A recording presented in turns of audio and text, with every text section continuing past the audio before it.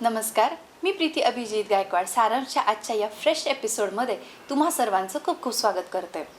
आज आपला आहे एक special episode dedicated to pregnancy. मातृत्व प्रत्येकालाच हवंसं असलेलं. आई होण्याचं अमुक वय असतं आणि ती आई झालीच पाहिजे अशा अनेक प्रश्नांच्या गाभाऱ्यामध्ये आपण सर्वजण वावरत असतो. परंतु मुळात आई होण्याचं कुठलंही वय नसतं. ज्यावेळेस ते जोडपं मानसिक आणि शारीरिक अशा दोनही गोष्टींनी परिपूर्ण होतं त्याच वेळेस आई होण्याचा निर्णय आपण घेतला पाहिजे. ज्या वेळेस एखादी स्त्री गरोदरपणात प्रवेश करते त्यावेळेस तिला खरंच बरं सगळं माहिती असतं का? तिच्या आणि तिच्या बाळाच्या अशा दोघांच्याही उत्तम आरोग्य आणि स्पेशली बाळाच्या उत्तम मानसिक अशा स्वास्थ्यासाठी ती स्त्री किती बरे तयार असते? माझ्या स्वतःच्या गरोदरपणातल्या अनुभवातनं सांगते की ज्यावेळेस मला कळालं मी आई होणार आहे, ज्यावेळेस मी पुस्तकं वाचायला चालू केलं त्यावेळेस मला अनेक गोष्टी माहीत झाल्या. आणि हो, अनेक गोष्टींबद्दल असंही वाटलं की या गोष्टी जर मला पूर्वी माहीत असत्या तर त्याचा जास्त फायदा झाला असता. मुळात ज्यावेळेस आपण गरोदरपणात प्रवेश करतो त्यावेळेस आपण याबद्दल जागरूक होतो आणि पुस्तकं वाचायला लागतो किंवा आपल्या आई, मावशी, काकू या सगळ्यांकडनं माहिती घ्यायला लागतो. पण मुळात ज्यावेळेस तुम्हाला आई व्हायचं आहे त्याच्या किमान 1 वर्ष अगोदर तुम्ही स्वतःला शारीरिक आणि मानसिक अशा दोनही गोष्टींनी परिपूर्ण करायला सुरुवात केलीच पाहिजे असं मला अनेक पुस्तकं वाचल्यानंतर लक्षात आलं.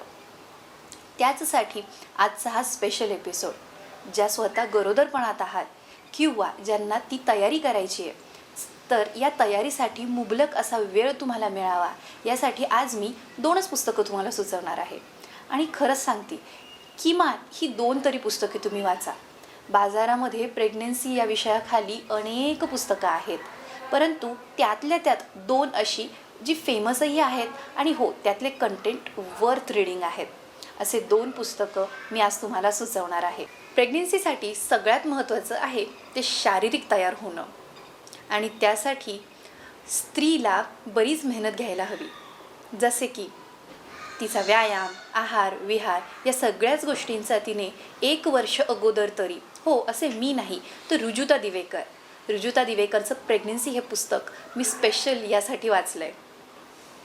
तर यामध्ये रुजुता असं म्हणतात की तुम्ही 1 वर्ष अगोदर जर स्वतः शारीरिक तयारी केली तर येणारं बाळंतपण आणि बाळंतपणानंतरच्या ही लवकरात लवकर तुम्ही पुन्हा पूर्वस्थितीत येतात.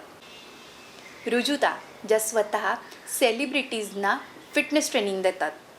या पुस्तकाचं स्पेशल नोटसुद्धा करीना कपूर खान यांनी लिहिलं आहे. करीना कपूर आणि सैफ असे दोघंही यामध्ये स्पष्टपणे म्हणतात की रुजुताने दिलेल्या टिप्स या अत्यंत सिंपल आहेत. म्हणजे फक्त सेलिब्रिटीज म्हणजे खूप सगळे पैसे खर्च करूनच आपण या टिप्स फॉलो करू शकतो असं सुद्धा नाही.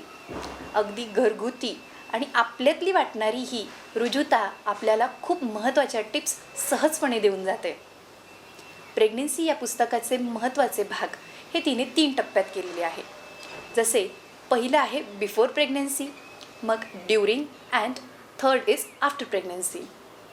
अनेक स्त्रियांना प्रेग्नन्सीनंतर वजन कमी न होण्याचा हा प्रॉब्लेम फेस करावा लागतो. तर रुजुता दिवेकर स्पष्टपणे मांडतात की जर तुम्ही प्रेग्नन्सीच्या अगोदर आणि ड्युरिंग प्रेग्नन्सी अशा दोनही वेळेमध्ये जर योग्य आहाराची काळजी घेतली तर हे वाढलेलं वजन सहजपणे तुम्ही कमी कालावधीमध्ये कमी करू शकतात. शरीरातल्या अनेक विटॅमिन्स, प्रथिने आणि इतरही बऱ्याच अशा गोष्टी ज्यावेळेस आपण प्रेग्नन्सी डिटेक्ट होते त्यानंतर त्याची काळजी करायला लागतो की आता माझं कॅल्शियम मेंटेन पाहिजे, माझं B12 मेंटेन पाहिजे.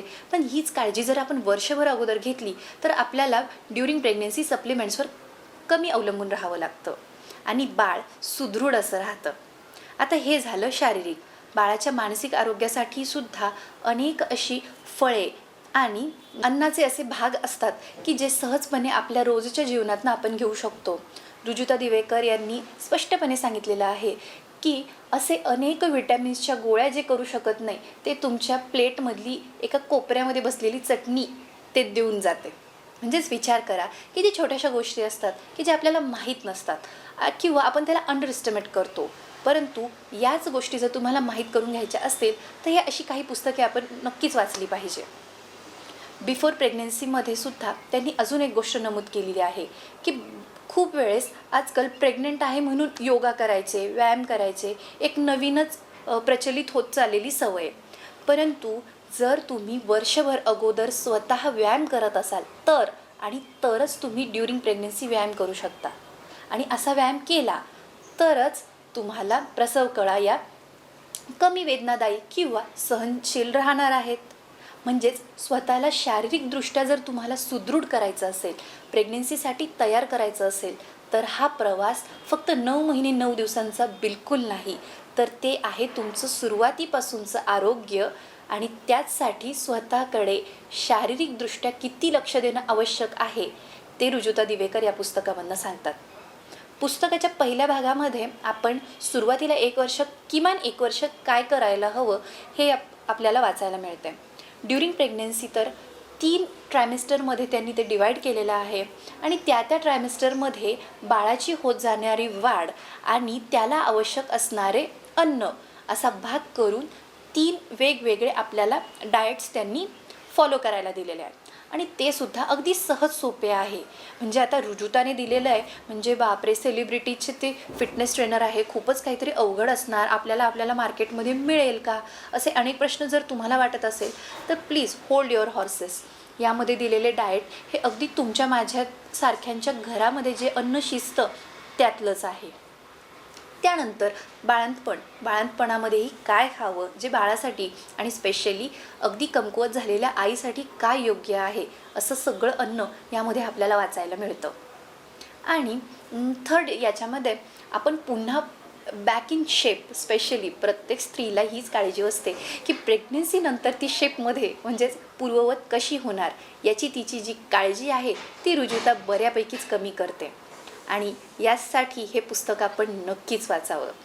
रुजुता दिवेकरचं प्रेग्नन्सी हे पुस्तक अतिशय छोटंसं आहे की जे तुम्ही 1-2 तासामध्ये सहज वाचू शकतात. मुद्द्यांमध्ये मांडलेलं आहे त्यामुळे त्याचे डाएट चार्ट्स तुम्ही डायरेक्टली फॉलो करू शकतात. तर मग प्रेग्नन्सीमधल्या डाएटसाठी तुम्ही हे पुस्तक नक्कीच वाचा. रुजुता दिवेकर यांचं प्रेग्नन्सी नावाचं हे पुस्तक मराठी आणि इंग्लिश अशा दोनही भाषेमध्ये सहज उपलब्ध आपल्याला होऊन जातं. आता बघूयात आपण पुढचं पुस्तक जे मूळ मराठीतील आहे. बालाजी तांबे यांचं आयुर्वेदीय गर्भसंस्कार.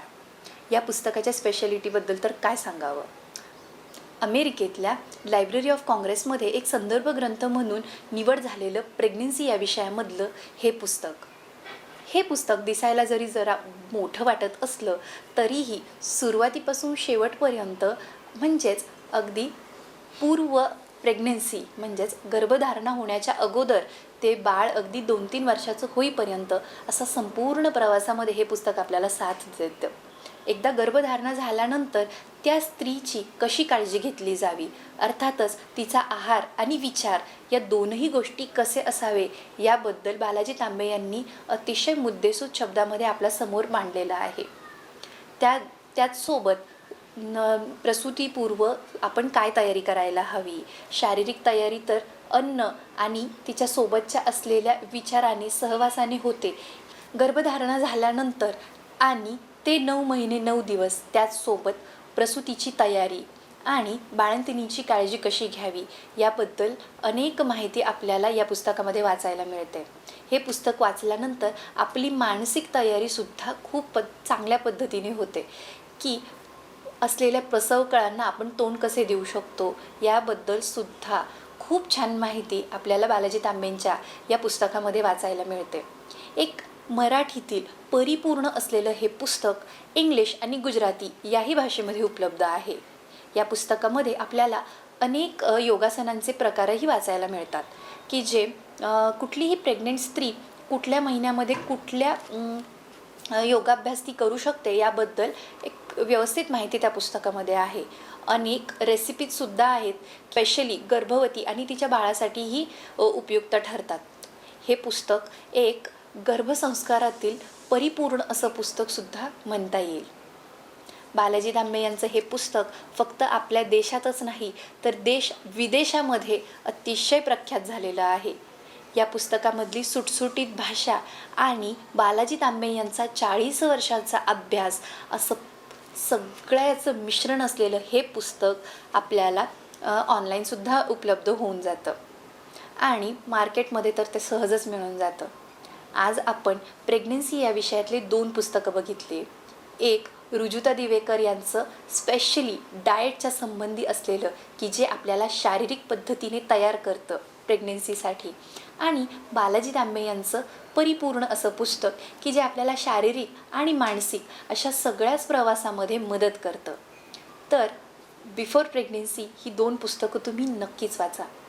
जर एखाद्या युद्धासाठी तयार व्हायचं असेल तर युद्ध सुरू झाल्यानंतर त्याची तयारी करण्यात काहीच अर्थ नसतो. युद्धाची तयारी ही सुरुवातीलाच व्हायला पाहिजे आणि हे युद्ध आहे आपल्या बाळाच्या उत्तम आरोग्यासाठी आणि त्याच्या चांगल्या बौद्धिक कौशल्यासाठी. त्यासाठी तुम्ही थोडंसं कष्ट अगोदर घ्या. म्हणूनच ही 2ही पुस्तके तुम्ही नक्कीच वाचा आणि स्वतःला आणि आपल्या मैत्रिणींनासुद्धा शेअर करा. तर मग भेटूयात नवीन अशा एखाद्या खास एपिसोडमध्ये पुन्हा एकदा. तोपर्यंत काळजी घ्या, घरी राहा, सुरक्षित राहा.